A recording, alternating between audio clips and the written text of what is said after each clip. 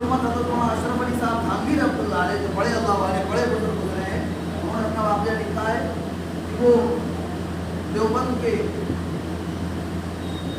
بڑے اللہ والے گزرے ہیں اور بالکل اولین اکابرین میں سے گزرے ہیں دارالعلوم کے حضرت مولانا یعقوب صاحب نانوتوی رحمۃ اللہ علیہ، ان کی خدمت میں حاضر ہوئے۔ حضرت مولانا یعقوب صاحب نانوتوی رحمۃ اللہ علیہ بڑے عالم بھی تھے اور بڑے عامل بھی تھے۔ آج کل تو صحیح عامل بچے ہی نہیں جو اخلاص کے ساتھ عمل کرتے ہوں، بلکہ پیسوں کے لیے دھندا بنا دیا گیا ہے تعویذ کو۔ جو اللہ والے ہوتے تھے وہ عملیات بھی کرتے تھے اخلاص کے ساتھ لوگوں کے فائدے اور نفع کے لیے، تو وہ بڑے عالم بھی تھے اور بڑے عامل بھی تھے، یعنی تعویذات وغیرہ میں بڑے ماہر تھے۔ تو حضرت حکیم الامت رحمۃ اللہ علیہ فرماتے ہیں کہ مجھے شوق ہوا کہ جناتوں پر بھی میرا جو ہے ایک آدھ جنات میرے قبضے میں آ جائے تو پھر میرے سارے کام بن جائیں گے، یہ دل میں خیال پیدا ہوا۔ تو میں حضرت کی خدمت میں حاضر ہوا اور حضرت سے عرض کیا کہ حضرت کوئی وظیفہ بتا دیجیے جس سے کوئی ایک جنات میرے قبضے میں آ جائے اور پھر میں اس سے جو کام کرانا چاہوں کرا دوں۔ تو حضرت مولانا یعقوب صاحب نانوتوی رحمۃ اللہ علیہ نے جواب دیا کہ تم یہاں بندے بننے آئے ہو کہ حاکم بننے آئے ہو؟ تم یہاں غلام بنا کر بھیجے گئے ہو یا دوسروں کو غلام بنانا چاہتے ہو؟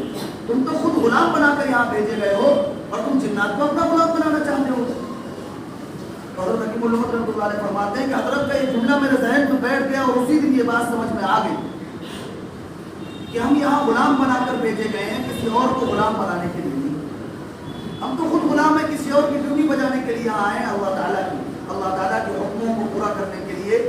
ہمیں ہر حال میں خوش رہنا، بارش میں ہم خوش، سردی میں ہم خوش، گرمی میں ہم خوش، مصیبت میں ہم خوش، خوشی میں ہم خوش۔ زیادہ بڑے ایک اللہ والے اور مجذوب بزرگ گزرے ہیں بہلول دانا رحمۃ اللہ علیہ، نام آپ لوگوں نے سنا ہوگا۔ ان سے کسی نے پوچھا کہ اور میاں کیسی گزر رہی ہے آپ کی؟ تو کہنے لگے مجھ سے کیا پوچھتے ہو کیسی گزر رہی ہے؟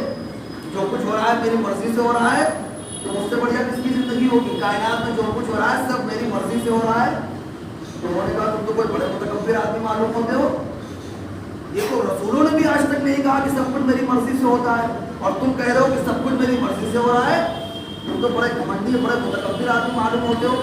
انہوں نے کہا یہ دراصل معاملہ یہ ہے کہ میں نے اپنی مرضی کو اللہ کی مرضی میں فنا کر دیا، اب جو کچھ ہو رہا ہے سب اللہ کی مرضی سے ہو رہا ہے، لہٰذا میری مرضی سے ہو رہا ہے، میری اپنی کوئی مرضی ہی نہیں، میں نے اپنی مرضی کو اللہ کی مرضی میں فنا کر دیا۔ اب یہ تو تم مانتے ہو نا کہ جو کچھ ہو رہا ہے سب اللہ کی مرضی سے ہو رہا ہے، کہ صاحب یہ تو ہے کہ جو کچھ ہو رہا ہے اللہ کی مرضی سے ہو رہا ہے، تو کہنے لگے بس لہٰذا جو اللہ کی مرضی وہی میری مرضی، اس لیے جو کچھ ہو رہا ہے میری مرضی سے ہو رہا ہے، تو مجھ سے بڑا بادشاہ کون؟ تو یہ ہے عبودیت۔ اور ایک واقعہ حضرت مولانا رومی رحمۃ اللہ علیہ نے لکھا ہے، بہت تیزی سے سنا دیتا ہوں، بندگی کو سمجھنے اور سمجھانے کے لیے بڑا مفید ہے۔ آپ نے نام سنا ہوگا، ایک بڑا مشہور شعر ہے کہ ایک ہی سب میں کھڑے ہو گئے محمود و ایاز، نہ کوئی بندہ رہا نہ بندہ نواز۔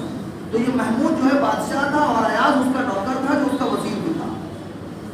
محمود جو تھے وہ شاہ تھے، بادشاہ تھے، ایاز جو تھے وہ ان کے نوکر تھے اور وزیر بھی انہوں نے ان کو رکھا ہوا تھا، اور یہ بادشاہ کے بڑے قریبی تھے، بادشاہ کے بڑی قربت ان کو حاصل تھے۔ تو جو دیگر وزراء تھے وہ بڑے ان سے جلتے تھے۔ یہ ہوتا ہی ہے کہ جب کوئی کسی کے قریب پہنچ جاتا ہے تو دوسرے لوگ اس سے جلنے لگتے ہیں، کسی کو اگر ترقی مل جاتی ہے۔ تو جو دوسرے وزراء تھے وہ بڑے جلتے تھے، بڑا حسد کرتے تھے کہ بادشاہ اس کو کیوں اپنے اتنے خاص رکھتا ہے، ہر کام میں اس سے مشورہ کرتا ہے، ہم کو تو کوئی پوچھتے ہی نہیں ہے۔ بادشاہ کو اس بات کا علم ہو گیا تو بادشاہ نے ایک دن سارے وزراء کو، تمام وزراء کو اپنے دربار میں بلایا اور اپنے خزانے سے ایک بڑا ہی قیمتی موتی منگوایا اور باری باری سے ہر ایک وزیر کو بلایا اور کہا آگے آؤ اس موتی کو ڈھونڈو۔ تو پہلا وزیر آیا تو اس نے اس موتی کو لیا، کہا بادشاہ سلامت یہ موتی تو بڑا قیمتی ہے، یہ بڑا نایاب موتی ہے، اگر ہم نے اس کو توڑ دیا تو یہ ضائع ہو جائے گا اور ہمارے شاہی خزانہ ایک بڑے قیمتی موتی سے محروم ہو جائے گا، لہٰذا میری یہ درخواست اور التجا ہے آپ سے کہ آپ اسے توڑنے کا حکم نہ دیجیے ورنہ بڑا نقصان ہو جائے گا، یہ تو بڑا قیمتی ہے آپ کے لیے۔ تو بادشاہ نے اس سے کہا ٹھیک ہے جاؤ۔ دوسرا وزیر، تیسرا وزیر، سب نے آ کر کے اپنی اپنی مصلحتیں بتائی اور اس موتی کی اہمیت، اس کی افادیت، اس کی قیمت کو بتلایا۔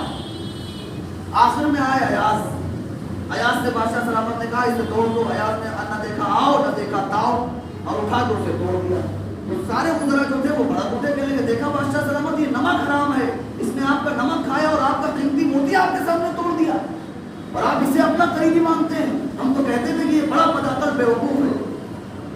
بادشاہ نے پوچھا شاہ محمود نے ایاز سے کہ بھائی تم نے کیوں توڑا؟ اتنا قیمتی موتی تھا، ان سب نے بتایا واقعی یہ قیمتی تھا تو تم نے اسے توڑ دیا۔ تو ایاز نے کہا کہ بادشاہ سلامت یقیناً یہ بڑا قیمتی موتی تھا، لیکن اس سے زیادہ قیمتی میرے لیے آپ کا فرمان تھا۔ میں یہ تو گوارا کر سکتا تھا کہ اس موتی سے خزانہ محروم ہو جائے، اور لیکن آپ کا حکم مجھ سے ٹوٹ جائے، یہ میں گوارا نہیں کر سکتا۔ تو یہ موتی قیمتی تھا، لیکن اس سے زیادہ قیمتی میرے لیے آپ کا حکم تھا، تو میں نے آپ کا حکم مانا اگرچہ قیمتی موتی مجھ سے ٹوٹ جائے۔